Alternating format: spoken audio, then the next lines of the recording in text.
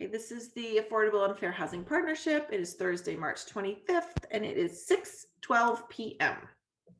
Hi, everybody. So I know that Brad is not going to join us, and I did not hear from Ken, but we have a quorum. So hopefully you all saw my email that Valley CDC postponed their visit until April. So they'll come back. They'll come to the April, I think it's April 22nd meeting, at least Jane and Donna, and do a presentation on what's been happening. And then potentially maybe Laura will join us maybe at a later time with maybe Jeff or other folks to talk about housing development. So I did send out the, oh, my agenda says January minutes, but it is the February minutes, I think. Did everybody have a chance to look at them briefly? Did anyone have any edits? Does someone want to make a motion to approve them? I'll motion to approve the February meeting minutes. Thank you. I will second. Thank you. Great. I will send them over to Barbara. So that means we all voted to approve there. Oh yeah, sorry. Thank you. All right, so roll call to approve the minutes. Jackie. Yes. Kate. Yes. All right, and Jana is a yes. Thank you. I'm not good at Robert's rules of meetings. It's all good. Okay, so a couple updates. Let me find Brad's email. So Brad went to a couple meetings on behalf of the housing partnership. One was in Northampton. They were talking about some new legislation, and he was going to see if he thought that what they were working on might be similar to what Easthampton might be working on, which might make sense to potentially have a joint application to CHAPA for the municipal engagement program. And his report back is that he does not think that they'd be a likely candidate for two reasons. The first is that they have a rule that any accessory dwelling unit must be 100% renewable energy, and trees are not allowed to obstruct roofs with photovoltaic cells.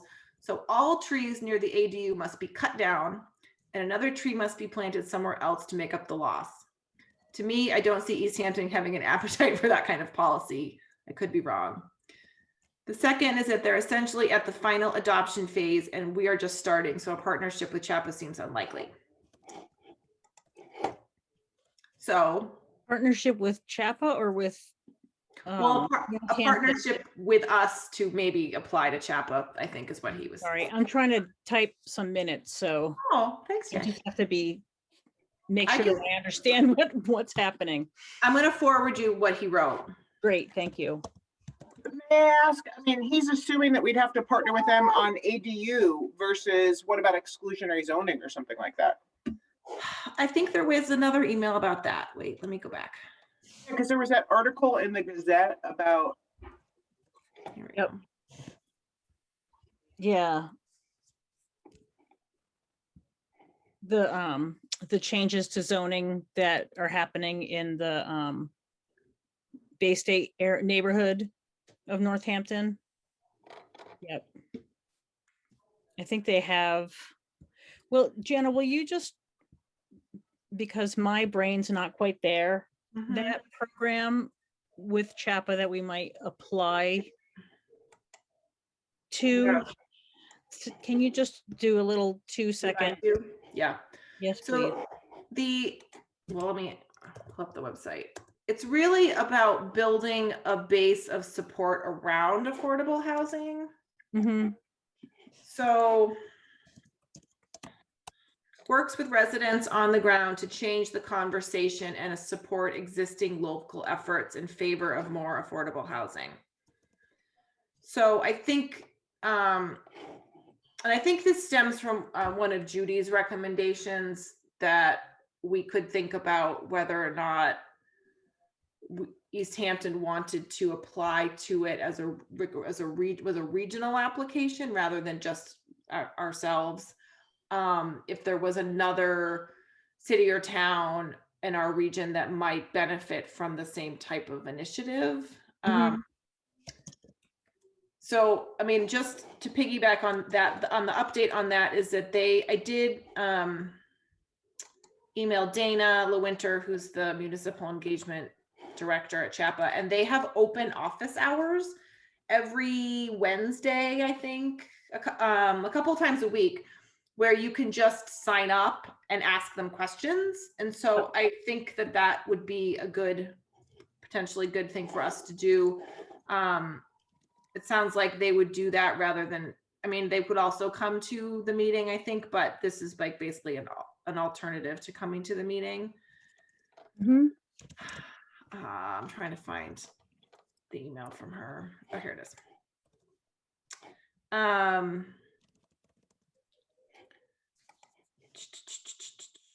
Yeah, so they're basically Wednesdays. Because maybe it's the beginning of the month. Wednesdays at 3:30 or 5, from 3:30 to 5, and Fridays from 9 to 10:30. So I was hoping that maybe we could, some of us could decide to do that at some point, maybe next month, to see if just to chat with them. I still don't really, I need like more information about what exactly it is, and also like what exactly the eligibility is to be able to apply. And so, Jamie, I think it would be helpful for you to do it also. So maybe we could, if people are interested, we could coordinate sometimes. I'm happy to take part. Totally, because I still don't really quite understand what it is either. Yeah. Okay. And while we're talking about this, do we want to, I mean, I could send out, do we want to just, I don't know if we want it in the meeting minutes, or I could send out links. There's a ton of housing conferences, not just the fair housing. There's the fair housing, there's the CHAPA, and then there's the GCC one that I don't think I did share with you guys. And then there's also the trauma-informed training that's sponsored by the Hampden County COC. So I realized, since I only send one, and I did not mean to exclude Mass for Housing. It's a great conference, and I love Tiffany. By the way, the keynote speaker, I have a massive crush on her. She's the shit. I know we're on public. Yeah, so I just wanted to put that out there, just so I wasn't like favoring one conference over another. There's those four. If you I take it personally. Want me to email it to you, Jackie? Yeah, if you send all the links to those, I'll just put them in the minutes. I'm gonna do it right. You muted yourself. I'm gonna do it right now. Okay, thanks. Yeah, Jackie, that'd be great if we could, if you could put them in the minutes. Yep. Okay. Because yeah, there's a lot going on right now. There's also a MHP one. Did I send that to you guys or just to myself, about regional housing initiatives? So there's a lot of things happening. I did find out the MHP one also was recorded, so you don't have to actually go. You could just watch it later. It should be a lot easier because they're always in the middle of the day, and sometimes it's work related and sometimes it's not exactly work related. So, okay. So I will figure out when the next office hours are for April for the CHAPA thing, and then I'll just send everybody an email, and if people want to do it, great, and if you can't do it, we'll just fill you in next time. Does that sound good? Okay. So the other update from Brad was that he also, and this is sort of related to the housing production plan, so I know we're kind of jumping around, but one of the things we talked about last meeting was trying to get a little bit more engaged in some of the stuff that's already happening related to the housing production plan, including stuff about ADUs. And so there was already an amendment before that Ordinance was committee, presented. maybe? What? Was it ordinance committee meeting? Yes, so it went to the ordinance committee. This was March. I know I sent it tonight. It was March 9th. And so at the last, like the final second, I sent it out, and Brad was able to go. And they reconvened again on March 23rd. But he described it, I think you guys all got this email, a lively debate about the meaning of may and shall. And it was mostly just like semantics. So, but I think the bigger question for us and related to the housing production plan is getting engaged in some of these conversations and figuring out how to keep track of what's happening and who's in charge, like who should be keeping track, how do we keep track, because these things, some of the things that are before city council anyway are going to go on, on their own timetable. So it's complicated, right? Because like the city council kind of has their own process once these amendments get submitted to them. And they don't necessarily reach out to different committees and boards for input. Sometimes they do. I don't think I was aware of when it was going to the subcommittee. But any zoning ordinance or amendment has to also get approved by the planning board. And so typically what the city council will do is they'll take the amendment, they'll discuss it in the ordinance subcommittee, and then they'll send it to the planning board, who will discuss it in planning board, and then they'll schedule a joint public hearing to iron out the details between the two and make votes to send it to city council for the full approval. Because the planning board is through the planning department, I have a closer ear to what is on their schedule. And they only meet twice a month, not every week with multiple different subcommittees. So it's a little bit easier for me to follow them. And when I hear about these things, I'll definitely pass them along to the partnership here. But I think it's harder with the city council, unless someone's like, every week looking at the city council agendas and trying to, make heads and tails out of what they're actually discussing and what they're just carrying on their agenda for, So I think, can I make a suggestion here? Yes. Which is that, I talk to Peg Conniff typically at least once a week. I can try to ask her when things are coming up, but I think the other thing we could do is just to ask, because Tom Peak's the one who's really interested in moving all this housing stuff along and for sure knows that we're here and are engaged. And maybe we can just ask him if he's willing to give us a heads up whenever there's something coming either ordinance subcommittee or city council's way that needs some advocacy, because he's, this is a win-win for him, right? Like if we know that it's coming and it's something, all this stuff is going to need advocacy in our voice. So he's going to want our support there. I think we can just kind of engage with him around keeping us posted too. And I'll try to make Was there a second amendment to there was one about ADUs, and then was there another one that someone else introduced that night at city council? I don't remember. Was that for solar?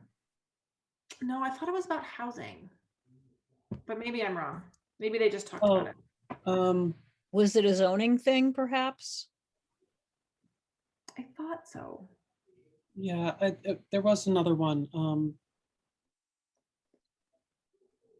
I'm blanking. I'm sorry. I'll. Well, because the other thing I was going to recommend too is that like if each of us is like responsible for what, like, Brad's not here, but like if Brad wanted to be the one who's trying to keep track of the ADU thing and somebody else wants to keep track of the other thing, I mean, I think it's multiple methods, right? So like maybe we ask Counselor Peak to also keep us updated, and maybe, but it might be helpful to like divvy it up a little bit so that, and then like, one person maybe is the one that keeps the rest of us a little bit updated on what's going on. The other, so the day that ordinance subcommittee meeting happened, I think it was that day, I had to go to Payson Ave for something, and I ran into Jeff Bagg, our city planner, who said, hey, there's this thing happening tonight. And I said, wouldn't it be great if we had more consistent, feedback about these things? So I think it's also on his radar. But maybe just like continuing to remind folks, like, we're here, we have, there's us, and then we have other folks who are willing to be advocates for affordable and fair housing in the city. Like, it would be helpful if you kept, it's helpful if we just keep continuing the conversation. Yeah, and I will just say that it's really hard. Oh yeah. With the number of different things going on and keeping track of the boards and committees that that aren't in your, like, the city councilors just like, they have their process, and like I think they're, for better or worse, they're, they say that it's on the agenda, and if you're interested, you should go look at the agendas. So, and I get that too, and part of it is that we're living through late stage pandemic nonsense, and it's really hard on everybody's brain. So yeah, when we were in person, it was a little bit easier as well. You'd you'd run into someone and have a conversation about whatever, and things would come up. It'd be a little bit more organic. I did just actually go back to the March 9th City Council Ordinance Subcommittee agenda, and it's to allow multifamily dwellings with 15% affordable units by plan approval as opposed to special permit. So it'd be basically making multifamily dwelling with allowed by just site plan approval as opposed to the special permit. So it's not quite, I mean, it technically is by right, but there is still a little bit of, it would still have to go to the planning board just to like make sure that the plan is acceptable, but it couldn't be denied. And that's if there's only if there's 15% affordable. Yeah, and I think that's because the housing production plan noticed that there were some districts, I think it's like the R5 and the downtown business district, where multifamily was allowed by right or by site plan approval, but the multifamily with 15% affordable was a special permit. And so this would put them both in the same approval category. So we're not like requiring someone to get a special permit if they want to have affordable housing. But if they want to do market rate, it would be just site plan approval. That makes sense. So I'm looking at the housing production plan. So it says eliminate special permit requirement for multifamily housing up to an established threshold, replace with permitting through site plan approval with a design review. Right. But the one that was filed also includes the 15% affordable. I just feel like, I guess I'm questioning it only because I feel like more multifamily housing is better than it's just good. And so by putting the 15% on, like, how many units do you have to really build in order to make a 15% affordable I think actually work? I think it was that if you have at least 15% affordable, then you're allowed, there are like some density bonuses that you're allowed to have. So it would encourage you to, or encourage the developer to, if they could only get 20 units in a building, the with 15% affordable, they'd be allowed to go an extra 10 or 15% more than what the base zoning was allowed. So I think that's why it was allowed. It was sort of a special permit process, but it just ends up being that no one utilizes that part of the zoning because it's easier just to build multifamily Right. without affordable housing, affordable units. But if the bill passed, you would still be able to do multifamily without 15% affordable with the special permitting procedure. So is that correct? Like, it sounds like now you can do in those districts, you can do multifamily. Is that right? So I'd have to go and look and see exactly what the proposal was, but currently the in the R5 in the downtown business district, if you want to build this multifamily, you can get it with just the site plan approval, the plan review. If you want to include 15%, a minimum of 15% affordable units, then you would be, there are some density bonuses, so you could increase the amount of your, the number of units that you're going to build.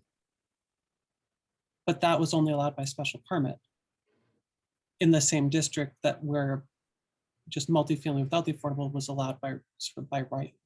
I don't know if that answered your Yeah. question. No, that answered my question. I mean, I think I was just making sure, based on what Jana was saying, that it wasn't creating, it's not discouraging anyone.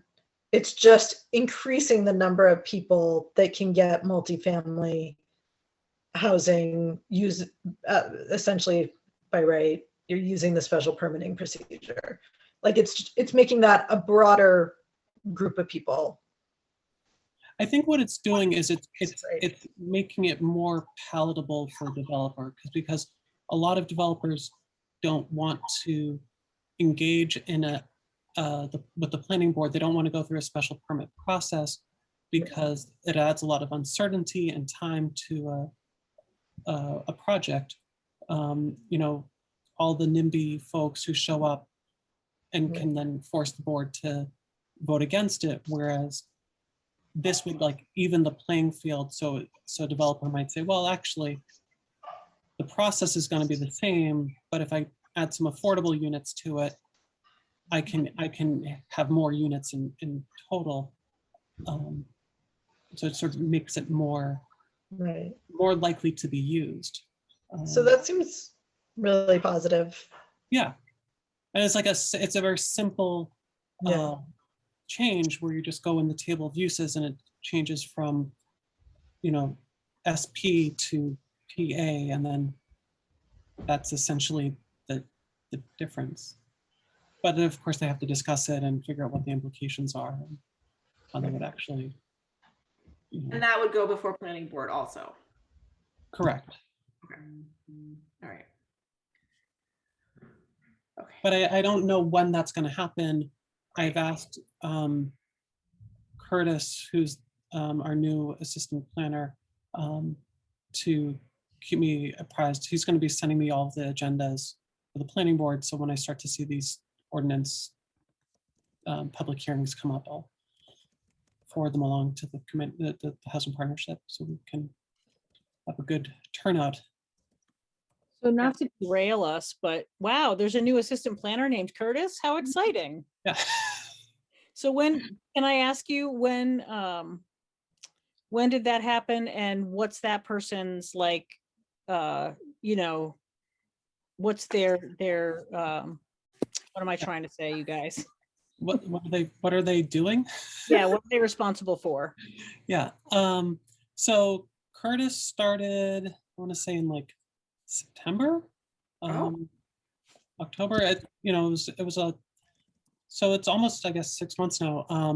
And he's been working with the planning board and the zoning board and has taken over a lot of the administrative staffing for those boards. And that has been great because it's meant that I've not had to go to the Zoning Board of Appeals to take minutes and write decisions. And Jeff's been freed up from the planning board. And so it also sort of consolidates some of that. As an applicant, it was sometimes hard where conversations were started with one person, then, then it goes to a different board and different people are involved. So this sort of makes the Streamlined. applicant, the applicant process a little better. So anything, he's sort of the permitting, land use permitting planner, if we had a title other than assistant planner. Cool. Kathy, Hi, how are you? good, welcome, join us. Glad you could join us. Thank you. I tried to get on. I got a new computer today, and you'll notice I'm back on my iPad because it didn't, this didn't work. But by next week, I'll have my Zoom set up on my new computer. Great. Harrison, Kathy Thank you. Harrison. So we were just talking a little bit about some of the zoning amendments that have been filed in city council and sort of what they are, reminding ourselves what they are, and then talking about how we might keep track of where they go. They will all go before the planning board, which seems like the probably best place for us to have a, make sure that we attend the meetings. Because that's when like the public hearings will be. But so we're talking about how the planning department has a better handle on the planning or meeting, agendas rather than trying to keep track of all the city council subcommittees, which is challenging. But I mean, they all are, all the agendas are published, usually by Thursday afternoon, definitely by Friday. So if people want to just check, which are the new posted agendas and look at them. And it's not great, but and I can try and, but I can't promise that I'll always get to it. But I will definitely be more aware of the planning board side of things. Okay. Okay. Yeah, actually, so I want to correct what I said earlier. I'm looking at what was submitted, and it's actually gonna, for the multifamily with 15% affordable, it would be site plan approval in every district right now where it's currently allowed by special permit. So it'd be R5, R10, R15, R35, downtown business, highway business, neighborhood business, and the mixed use mill industrial district would all be moved from special permit to site plan approval. That's great. And then for multifamily by itself, the only district where it's site plan approval is the R5. So in this case, and the downtown business. So in this case, there's actually an incentive for someone who wants to do multifamily to include affordable units, because by including the 15% affordable, they don't have to go through the special permit process now. In the R10, R15, R35, highway business, neighborhood business, and mixed use mill industrial. At least that's how it was submitted. So we'll see what happens. Jamie, do you want to send that to me too, so I can kind of summarize that for the minutes, just because that was a lot to grab all at once? Would that be okay? I'm gonna send Watch the recording of the meeting later, Jackie. It's just Yeah, because I can do that after being on Zoom all day. So Jackie, I'll send you that. I'm gonna send you the February 17th City Council packet. It's Perfect. like I'll find it. 90 pages. Yeah, I'll try to send you the link to the direct, like, so you just have to go right to the right page. Thank you, Jamie. Quite welcome. Great. So part of the purpose of tonight's meeting was also to, talk about the housing production plan and talk about other action items and ways that we thought the housing partnership could be involved in some of them. So it does seem like these two, the ADU and this multifamily with 15% affordable by site approval, would be two of the things that we want to be keeping track of. Because they're already happening, which is great, and didn't involve us having to do anything.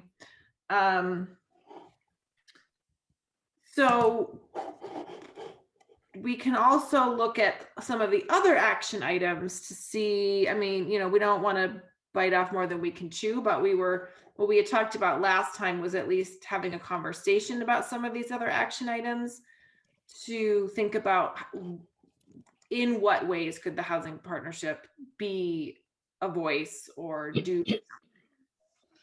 So does that still sound like something to do next? Do you want me to share my screen so you can see the action items? Sure. Yes. Okay. Do I have screen share ability? I actually have it already up if you want me to. Oh, okay, you can do it. That's fine. I don't really like sharing my screen because then I can't really see anything. Right. Can everyone see this? This is maybe the action items. No, this is the from one of the chapters. You get to the action 56. Action items are toward the end. Sorry for the fast scrolling.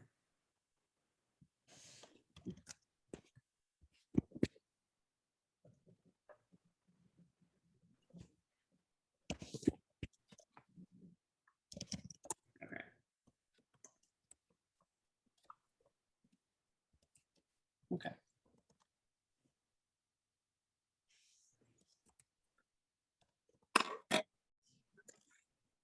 All right, so it seems like remove regulatory barriers to accessory apartments and right underneath that, eliminate special permit requirement for multifamily housing are sort of two that are already underway.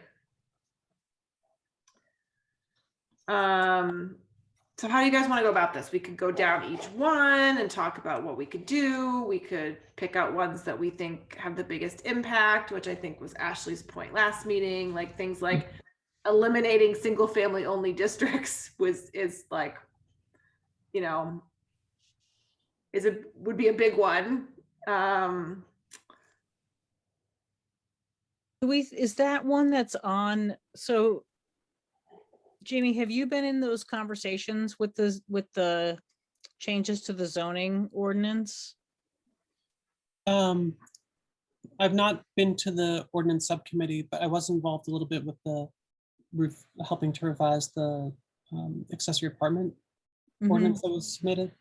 Do you know if there's any conversation about that, eliminating single family only districts by allowing duplexes, or is that? I have not heard anything about that. I do think that it's a really big, it's a big one. I think it would be a really good one to try to tackle. But I haven't heard anything from any of the city councilors about that or Jeff. I did hear, I'm just skipping ahead, there is a little bit of a push maybe to explore housing trust. So there might be some request from city councilors for the housing partnership to work on that. Yeah, I was surprised when Jeff's response was something like there was interest. Can you tell us more? Like, where is that? Because usually nobody else has ever heard of a housing trust except the housing partnership. So I was sort of surprised when Jeff mentioned that. Yeah, I honestly don't know more about it than just that there's some interest. And I don't know where it's coming from. I assume that it's, I do. oh, I yes. think.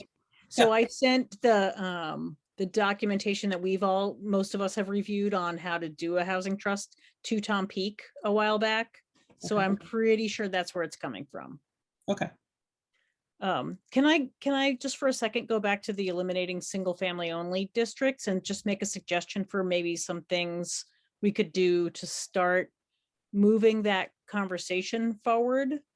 Mhm. Because that's what, I can't remember if it was Kate or Ashley. It was Kate who mentioned that that's what they're doing in the Bay State neighborhood in Northampton that has had a lot of coverage in the paper. Mhm. And then so they interviewed, folks in that neighborhood, and then I think Wayne Fiden also wrote about it. I just wonder if that's just like a conversation. How can we start that conversation in East Hampton? Like just getting people's thoughts and ideas about that. Because that's where it starts, right? Because that's one that's going to cause a ruckus, I think. But do you think that there are ways that we as a committee can start talking to folks about that? Who would we talk to? I just want to push on it a little bit just to see if there's anything that we can do around that. Well, that's what I was kind of wondering, Jackie. So just so you know, I think, I don't know where Ashley is. I know she doesn't have full voting rights, but like that's the one that interests me the most of all these. But it is so huge and I don't feel like I have the expertise. So I wouldn't mind even going to, so I'm curious about the combination of the technical assistance and this.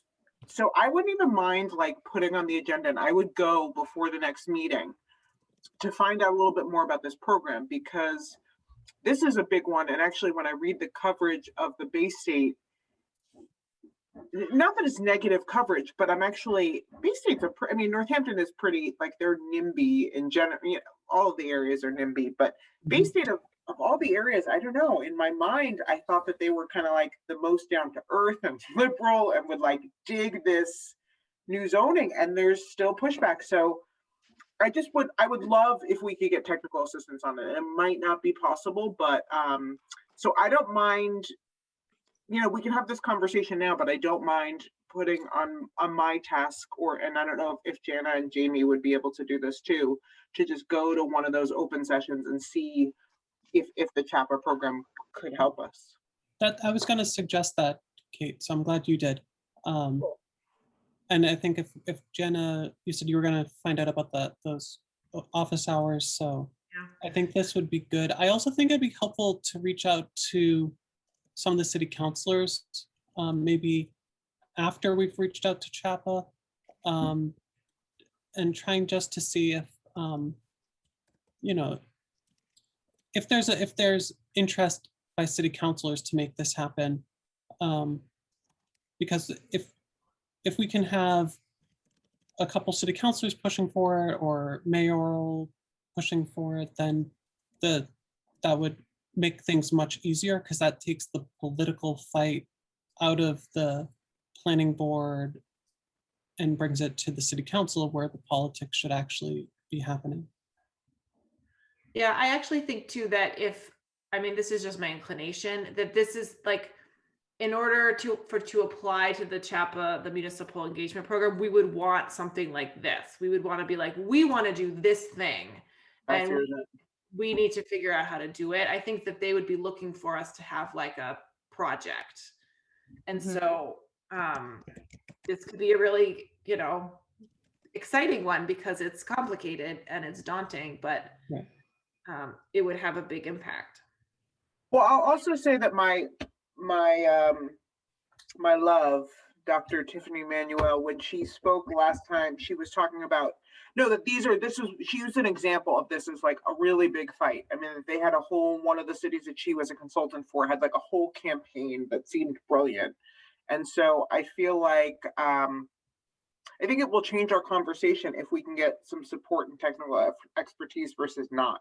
Because I must say, if we don't have any help with it, I don't think we're going to be successful. Like, I just don't think we're going to be successful. Whereas I think if we could get some something. I mean, even, I guess it does dovetail a teeny bit into the trust conversation, though you guys know that I'm not a huge proponent of the trust, but I do wonder about things like, does Amherst could they use their trust money? Like, you know how they have that consultant, Jana? Like, are they paying for that for the trust? Like, because it would be great if we could also, like, we need expertise. Like, can we hire consultants from the trust? So that's one of my questions about trust that I don't think we ever asked Sean, that I would be curious about too. Yeah, they have Rita Farrell, who worked for years and years for Mass Housing Partnership. And they do pay her. You're right. I don't really know if they pay her with trust money or they pay her with other money through the town.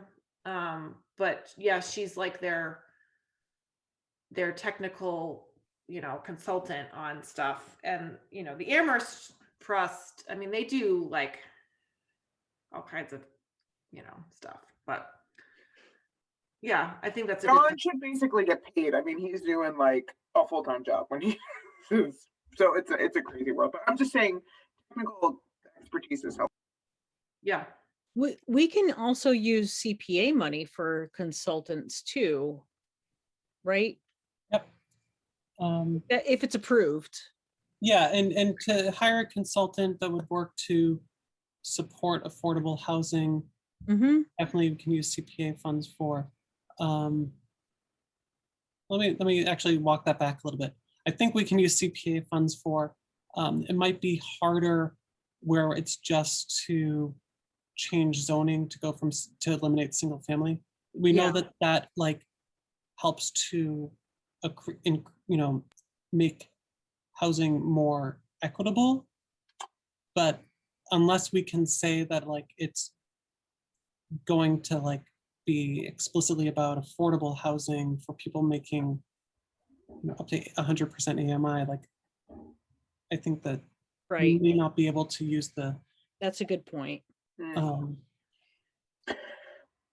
Yeah, I would love to hear how other communities have done this. Like, what did that campaign look like? Did they, I don't know. Did they just change their zoning without, asking folks? Was it a ballot initiative? Like, is that a thing that people would do? I have no idea. I'm also curious. I mean, I think we should start with the CHAPA, but let's say CHAPA's not, let's say it's not an option for us for lots of reasons, or it's going to take too long. That's my real fear, that like we can't apply till next year, and there is a little momentum now. I do also wonder if there's some way that we could partner, because you got to serve things up right. And maybe we'd be looking for a consultant for all the zoning consultation with a certain niche around develop. I don't know. Let's find out the CHAPA, but I'm just, the request could be framed in a way where I don't think there's any way that we get a consultant just for this thing. And it might be problematic too with what you're saying with the affordability, but maybe kind of how we paired this, our housing production plan with something else. Maybe we could pair a consultant with the bigger need to redo the zoning. I guess the way I think it's technically not that complex to, amend the ordinance to eliminate single family zoning. I think that the complex issue is the politics of it, making the case for it. I mean, that's where I see it being really hard to push these things forward. Maybe other people see otherwise, but. Let me just clarify, and then anyone else can jump in. I was not at all suggesting that the zoning change on that would be difficult, but since we have such an archaic zoning in general, the pitch would be, let's fix our redundant, ridiculous zoning, like let's tack on a consultant for this little piece. Yeah. Not for the actual, and we wouldn't want it, I don't care about the language isn't that hard, you can steal it, but for the horse, we can talk about it down the line too. Yeah, I think that, yeah, you're right. Going back to just the question of, is this something the housing partnership wants to work on? And it sounds like there is some interest in working on this. So maybe we should star it and add it to an agenda and see what else is interesting as well. Maybe we can pick 3 things or something like that and kind of see what sticks with city councilors or CHAPA and then make a decision from there. Mhm. May I ask a quick question? Yes. Okay, as a complete and total newbie with this, I don't even know what CHAPA is or CPA funds. Is that yeah, those were the only 2 I wasn't familiar with. And is there any way for me to get sort of an overview about what y'all are doing? I was on the planning board in Cummington and worked, and we did rewrite all of our zoning stuff. This is entirely new to me. So CPA stands for Community Preservation Act. okay. Do you know what that is?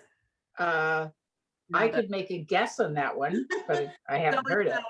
It's a surtax that we pay on our property taxes that is matched by the state. It used to be matched 100%, and then Yeah. now it's not anymore. And it can be used for affordable housing, historic preservation, recreation, and Open space.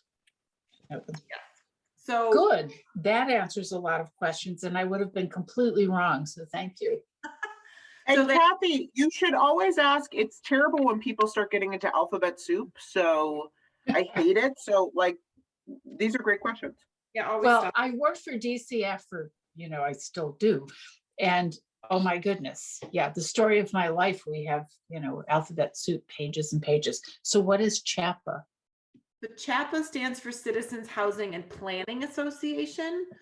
Okay. The website is chapa.org, CHAPA. They Okay. are a statewide Okay. advocacy organization for affordable housing. They do a lot of policy and they do some programming, and so they have this municipal engagement program that we're just interested in learning more about, and it seems like it could be helpful for us as we sort of try to build a more like grassroots effort around supporting affordable housing, which seems to be a good time. Good. All right, good, thank you. Yeah, stop us anytime. I apologize. I shall. And That's Kathy, okay. if you want to have an offline conversation, like with some more background stuff about partnership, I'm always happy to do that. That would be wonderful. I'm fully vaccinated, so I will only see other people who are fully vaccinated. I'm up close and personal, but we could certainly do it this way. We could do it on Or Zoom. I'm outside. actually also fully vaccinated as of next week. I will have Yay. 14 days. Yay. Yay. Yeah. But yes, so I'm happy. I'm always happy to. Oh, that would be amazing. Thank you. So how would I get in touch with you? Are you on Facebook? If I friend you on Facebook, can I send you a? Yep, or you have my Private email message. address because I sent you the meeting. Oh, note. right. Okay. I'll send you an email. Thank you. And Jana, you'll be in the best hands possible with Jana. There should be an orientation, but I laughed because this housing stuff, they make it it's very complicated so that most people don't ever want to learn it, but Jana she'll treat you well. I really want to learn it. So, okay. Thank you. All experts. And I just dropped a couple links into the chat, Kathy, if you want to like do a little digging around some stuff. Perfect. Thank you. All right. So it's 7 o'clock. Okay. I know that none of us have a good stamina for marathon meetings. We are not the Amherst Affordable Housing Trust. Let's just tell you that. Until like 10 p.m. So we can talk about a couple more. We can talk about something else. I don't know what other everybody's on mute but me and Jamie and Kathy. Anybody have any other? You want to talk about a couple others? I'm not muted. Sorry, go.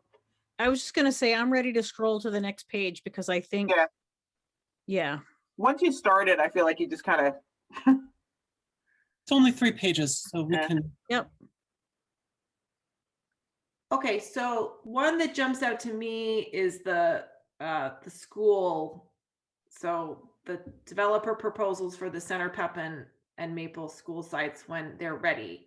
So I just think here we want to make sure that one of us is on that committee when they get to that point. Mhm.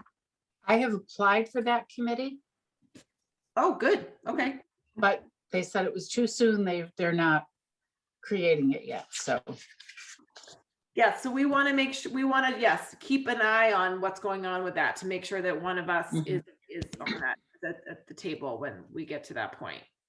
So that's something to keep an eye on. And I do think housing will come up during that conversation, but I think we all want to make sure that it really does, because it's a great opportunity.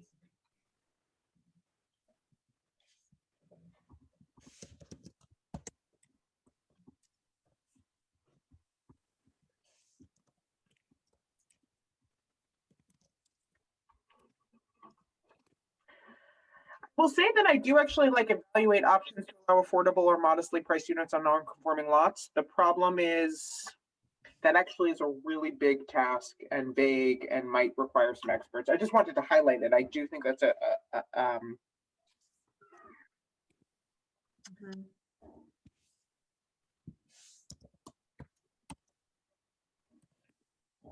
Can you say that again, Kate? Sorry, which one? the second one down. Evaluate options to allow affordable or modestly priced units on non-conforming lots. Mhm. I actually think that that is not a low-hanging fruit, but there's a way in which that actually could enhance development. But I think it's actually also, it struck me as easy at first, and then I was like, no, not really. Although it's listed as not, right, NC is not complex, right? I know, but like in my mind, I'm like, Well, I think that means something different, right? Like not complex in the how that zoning change would happen feels different from not something that I think there's a political aspect to things that's not the same as the zone, the actual nuts and bolts of how to do it. Mm-hmm. That makes sense. oh, I see what you're saying. Yeah. Yeah. Yeah, it is easy. Yes, I guess. Yes. If there was not political. I also feel like we have to be really careful about that one because when we've gone through many challenging planning board hearing with folks who are trying to build affordable housing, and what we often hear from our less generous people in the city who don't love affordable housing is, why don't you just build it on the town dump? So I just want us to be really careful about that one, to not, like, I don't want people, just because they're poor, to be living on a crappy piece of property. You know what I mean? So I think that I'm of two minds about that particular one. I think the other thing, and this is why it's actually a little hard to talk about this right now, in the sense of like, if we wanted to do the single family, the other one that we were talking about, that would kind of be it, right? Like you can't, if you layer another one, it'll weaken everything. So I think some of this, I guess maybe we could have some backup priorities. But my point being is, let's say if you're trying to politically push two controversial things, I don't think we should do that. So Yeah. I guess my thinking on it is that most of the lots in the city are actually non-conforming. And because of the way that the city developed primarily before we had zoning. So I'm not convinced that we would even see that much, like how many vacant lots that are non-conforming that don't already have some sort of single lot protection from the state for redevelopment. Like I think it's a very small number of lots. I think that it would take a lot of effort for like not much gain at this point. Like it might be a later Yeah. type of work. I think the one that's 4 down Yeah. is might have a broader reach and is similar in that it's and it's something we talked about in the past to try to figure out how to encourage affordable housing with the to sort of get around the whole the fair housing pieces that often slow down the developers or stop developers because they don't want to do a fair housing marketing strategy or want to have an open you know the cost to do affordable housing is Mhm. expensive, and when you are developing less than like 20 units, the cost just becomes really high per unit. So Are you talking about working with PVPC, or are you talking about consider special legislation? I'm sorry, yeah, you're right, it's the 5th down. I said 4. I was actually vibing the 4th one down.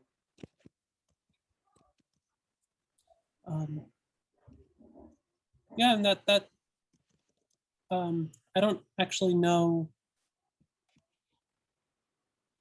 much about that, so So just for Kathy's sake, PVPC stands for Pioneer Valley Planning Commission, which is the regional planning commission.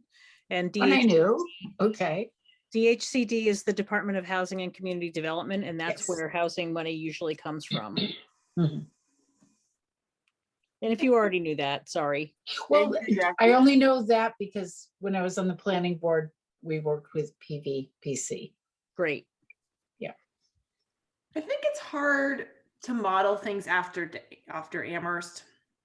You know, Mhm. it's such a different market, and they have such a different market for rental housing because of the student population.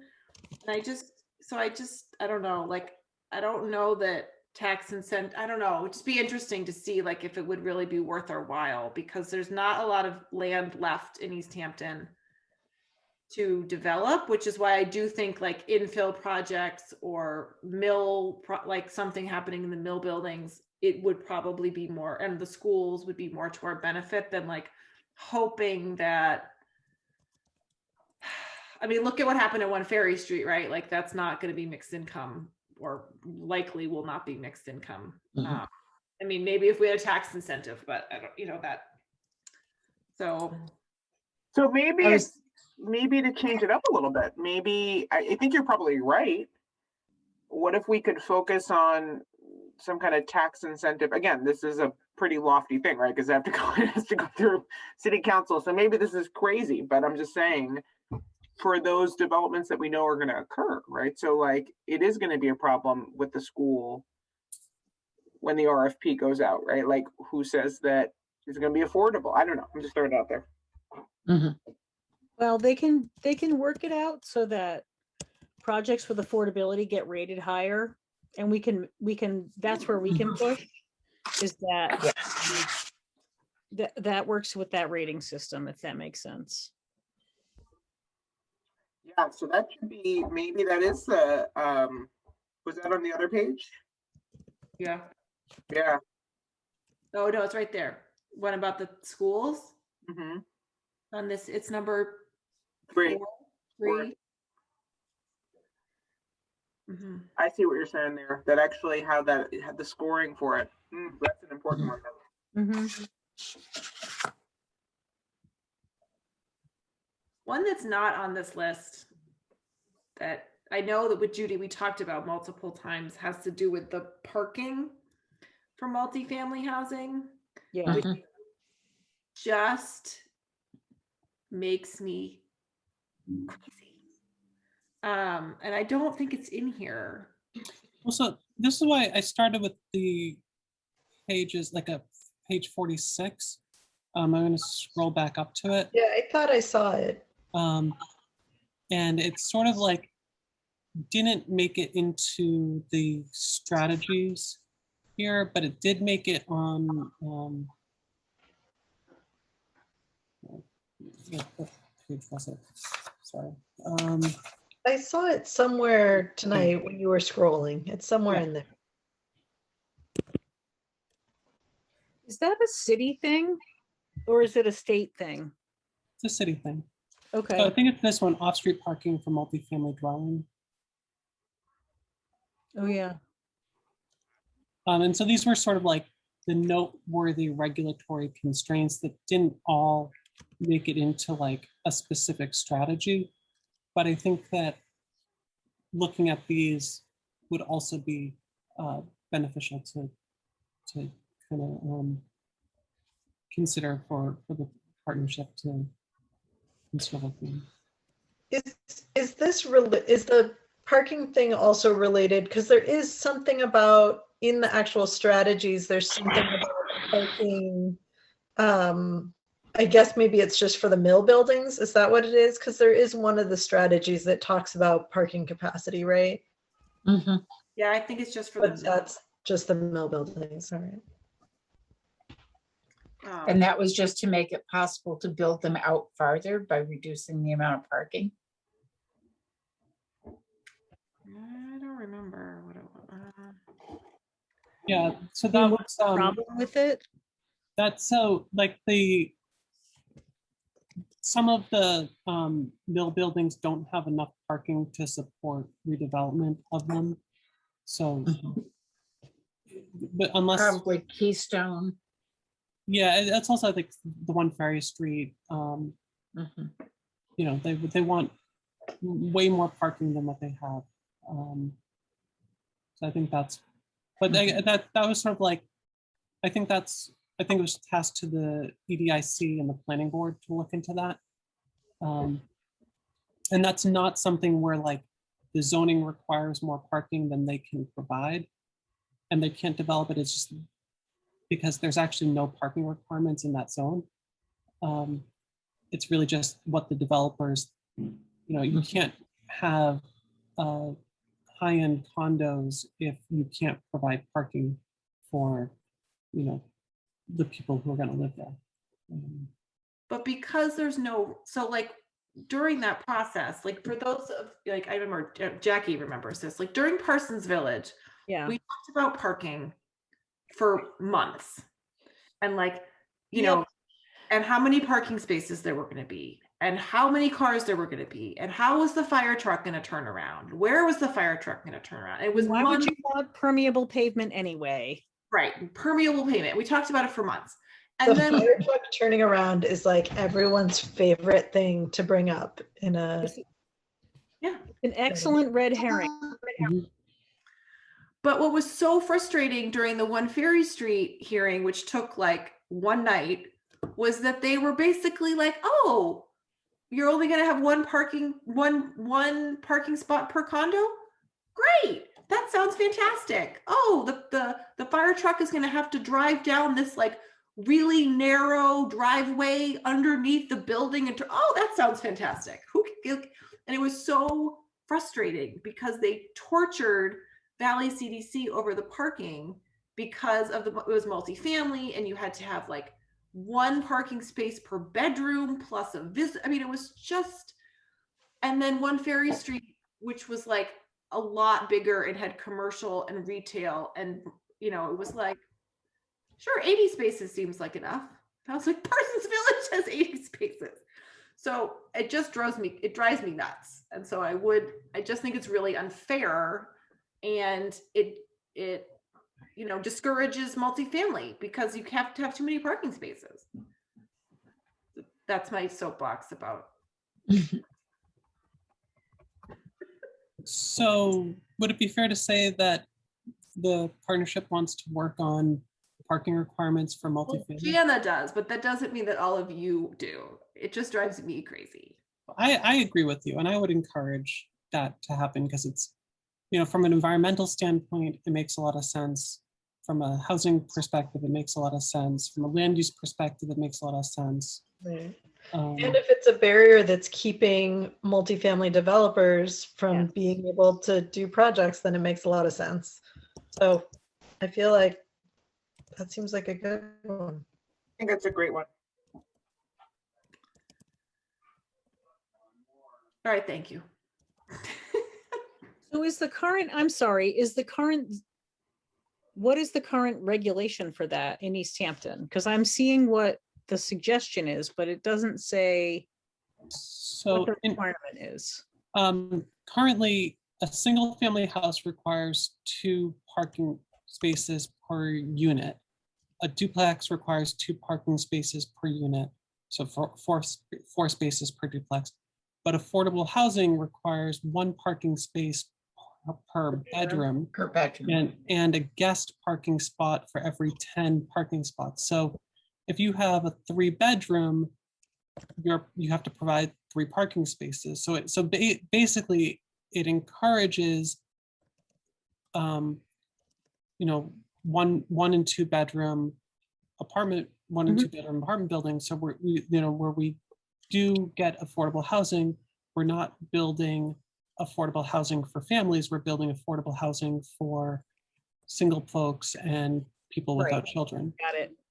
I just needed to remember what the rule was, so that would go in the minutes correctly. Yeah, that really is ridiculous. Hearing it, hearing Jamie say it, like that's crazy. Right, so the Yep. 3-bedroom apartments at Parsons Village have 3 parking spaces. Right. Just so ridiculous because I mean, when you think about who the majority of people that are going to be getting a 3-bedroom unit are, 2 of the bedrooms are going to be people that are small and don't drive. Right, and when you consider the people who would likely have affordable housing, if you're trying to do, you know, site affordable housing near public transit, you know, or considering that, you know, owning a car is a luxury item. So Right. maybe not everyone who, you know, wants, I mean, a lot of people, everyone wants a car, sure, but like, you're not gonna have 3 car owning people and affordable, you know. Yeah, 3 unit. that's really crazy. I'm sorry, can I make one more clarification? So what you said, Jamie, was for affordable housing, it's 1 parking space per bedroom. Is that actually just for multifamily? Or is Yeah, it for multifamily, any multifamily. Great, thank you. Don't want to get that wrong. Um, So at least it's consistent. We're, you know, the zoning does not encourage any multifamily housing really. So you know, you combine the need for a special permit with the need for a lot of parking, and our ordinance, it's not surprising that we don't have people banging their doors to build a multifamily affordable housing. So do we think that, I mean, since we've already have something filed regarding multifamily housing, which doesn't necessarily like, should we try to tack it on, or should it be something separate? Because it's not exactly the same, right? Because the other thing is really talking, I don't know, like, I don't want to complicate it, but I guess I also feel like if we already have something happening regarding multifamily housing, should we try to leverage that? I don't think it would hurt. Who filed that amendment? Was it Councilor Derby? I think it was Councilor Peak. I think I lost, what is the amendment? So That was the one about, special permits versus site plan review for multifamily with affordable housing. I'm still, even though I'm hearing your words, I'm still having special permits So versus. right now, to get a certain number of, and please jump in when I get it wrong, to get a certain number of units, I got it, you yeah, have to okay. do a special permit. This is allowing yep. it by right, by site understand. plan review instead. So can we add in also this change to the parking to that amendment? Can we amend the amendment is the question. Correct.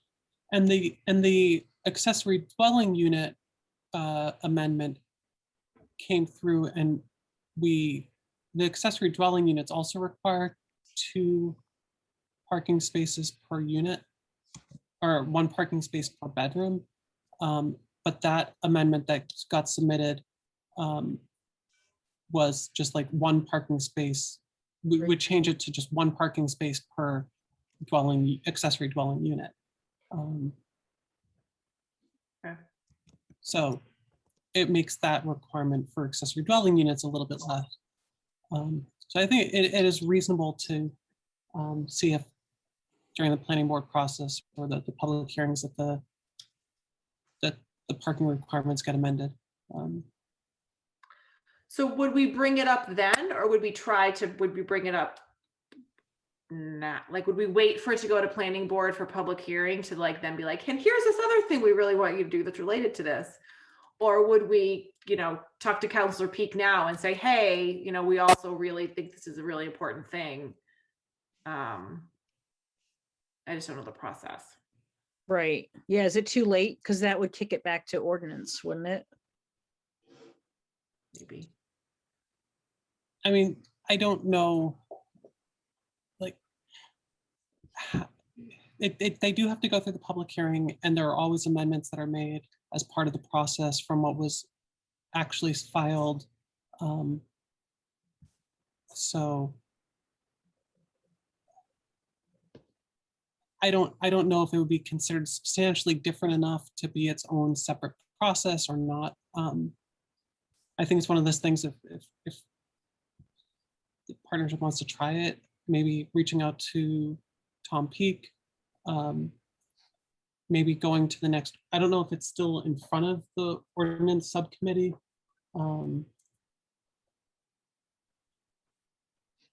Okay, I'll reach out to Tom. May I ask, do you Just guys to think find that there's going to be, do you think there's going to be a lot of pushback on it?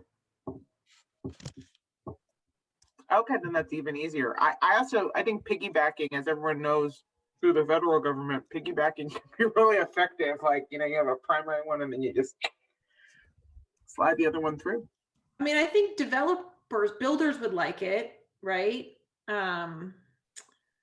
I would like to not have the conversation about how many people are going to change the oil in their car in the parking lot, which is like also what then happens as soon as you talk about how many cars people are going to have. And yeah, so it doesn't feel like, I mean, who would oppose less parking? Yeah. NIMBYs? So that was just my only, I don't think it's gonna, I just wanted to know your thoughts. I mean, I don't think it's gonna I don't think anyone's gonna notice it is really what I'm saying. And that's what I'm hoping, but I wanted to ask what you guys thought. Like, I think most people don't care about parking. They don't see the deeper implication of it. I think so. NIMBYs could care so let's say that we reduce it, right? And it's 1.5 per bedroom, and then Maximum, that was the, Per unit. Per unit, sorry, 1.5 per unit. And then you do have someone who has 3 vehicles, and then they're going to park on the street. So then they're going to be like, parking on the street or parking illegal. I'm just parking illegally. They're going to be blocking my driveway. Like that, I feel like could be the angle. And it also comes into play when there's a development like a Parsons Village that someone's trying to build, and folks are coming out with any red herring that they can to try and tank the whole thing.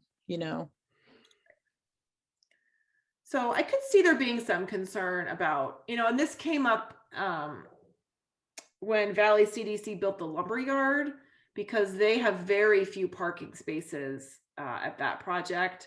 And there was a lot of concern from there's not very many neighbors in that where it was, but I do remember them talking about like people potentially complaining about where people would park because there wasn't any parking. I think in the end, I don't think it's been a problem. I think that people are generally supportive of these amendments in the abstract, because they're hard, like they're like, what's the difference between 1 parking space per bedroom and 1.5 parking spaces per unit?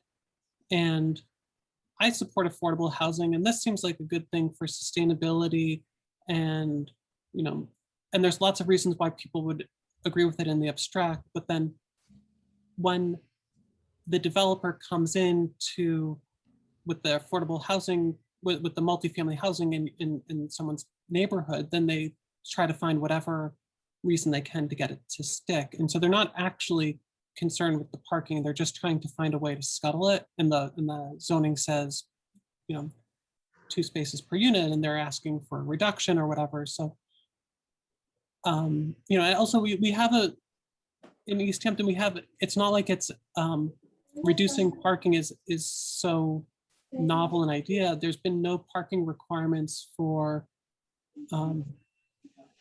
in the downtown business district and the mill district for 20 years now. So, all of the reuse of the mill buildings have had no parking requirements. And people, like Jenna pointed out, no one was complaining about One Ferry Street and the amount of parking that they were providing. Or so I don't think it's going to be very contentious. If I could be wrong. I think it won't be contentious until it is for some, like you said, for some actual proposal that comes through. But anyway, all right. And we'll have already changed it, and it'll be too Yep. late because no one, when it was actually changed, then it wasn't that big of a deal. Okay. So I'll reach out to Tom just to see if it's possible, like where that is in the process and whether we can add that to it. In fact, I already texted him, so I'll let you know next time around where that, or as I can, I'll give you an update. Okay, great. Okay, so it's almost 7:30. I feel like we have now created quite a to-do list for ourselves, which is great. Can I summarize it? Does that help? Yes, please. So, oh, Tom says that's already in there. Hold please. So I wrote to him and I asked if it's possible in the multifamily zoning amendment to change the required parking from 1 space per bedroom to a maximum of 1.5 spaces per unit. And he said, that's already in there. Woohoo! Check that one off. That was fast. Does he need any support for his, I guess the only task we would have is if he needs any support. Okay, I'll ask that question too. All Yeah, right. is there something the partnership can do? Yep. Okay, so that's on our to-do list. Do they need us to go to any of these meetings in support of the changes? So I will ask about that and get back to folks as soon as I find out. The other thing was Kate and Jana were going to try and go to the CHAPA drop-in hours to ask about the change of zoning from single family to duplex allowed by right. Did I get that? Did I say that correctly? Yeah, and just learn more about what it is that the program actually does. Yeah. Yep. Okay.